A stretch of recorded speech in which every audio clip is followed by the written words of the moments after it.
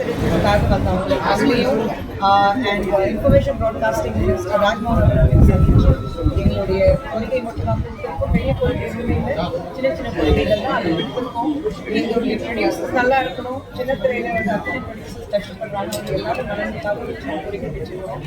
நிச்சயமாக பார்த்து corona CM அவர்களும் ராஜ்மோகன் அவர்களும் பண்ணி கரோனா சொல்லுவாங்க. என்னென்ன கோரிக்கைங்க? இல்ல ஜெனரலா ப்ரொடியூசர்ஸ் வந்து கஷ்டத்துல இருக்காங்க, அந்த ப்ரொடியூசர்ஸ் கஷ்டப்படக்கூடாது இனிமே. அதுக்கான சின்ன சின்ன அவங்களுக்கு வந்து விட்டு கோரிக்கை அவங்களுக்காக தான்.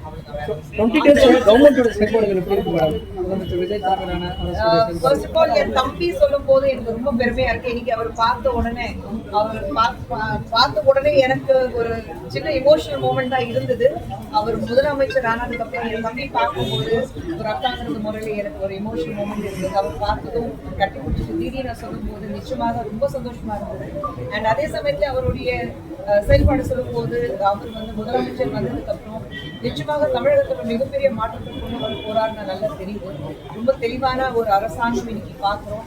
எல்லாரும் வந்து வேலை செய்யணும், அதுல மட்டும்தான் இருக்காங்க. யாருக்கும் வந்து மாமனா மச்சனா அது பார்க்காம மக்களுக்கு என்ன நல்லது செய்ய முடியும் அது மட்டும்தான் பார்த்து அதை நோக்கி தான் அவங்க போயிட்டு இருக்காங்க.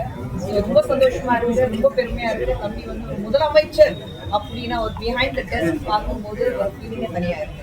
இந்த கோயம்புத்தூர் விஷயம் வந்து எதிர்கட்சி நவீன அரசு வந்து குற்றம் சுமத்திட்டு இருக்காங்க. கோவில் சிறுமி அது ரொம்ப கஷ்டமான விஷயம். இதை யாருமே வந்து அப்படி நடத்தணும். ரொம்ப கஷ்டமான விஷயம்.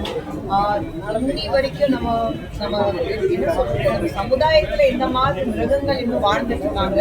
பட் வந்த உடனே என்னனாலதான் நீ வந்த, நான் இருக்கிறதுனால நீ வந்த, அவங்க ஆக்சுவலி என்னென்ன நடந்தது அது மறந்துட்டு வந்த உடனே 10 நாளுக்குள்ள நீ எல்லாமே சரிப்படுத்தணும்னா இத்தனை வருடங்களாக நீங்க மாத்தி வேலை செஞ்சீங்க, அப்போ உங்களால ஒண்ணும் பண்ண முடியல. 10 வருடத்துல ஒரு மாற்றங்கள் எப்படி கொண்டு வர முடியும்?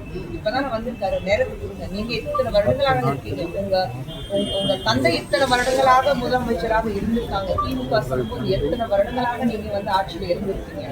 உங்களால கொண்டு வராத மாற்றத்தை ஜோசப் அவர்கள் ஏன்னா ஒரு 5 நாள் 10 நாள் கொண்டு வர முடியும். நிச்சயமாக மாற்றம் வரும்.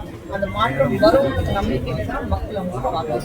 5 ஆண்டுகள் நீடிக்கும் நினைக்கிறேன். ஏன்னா திமுக வந்து இது 5 ஆண்டு நீடிக்காது இந்த அரசு அப்படின்ற மாதிரி ஸ்டாலின் அவர்கள் சொல்லியிருக்காரு. அவர் சொல்றாரு, அதுக்கு அவர் தான் பதில் கொடுக்கணும்.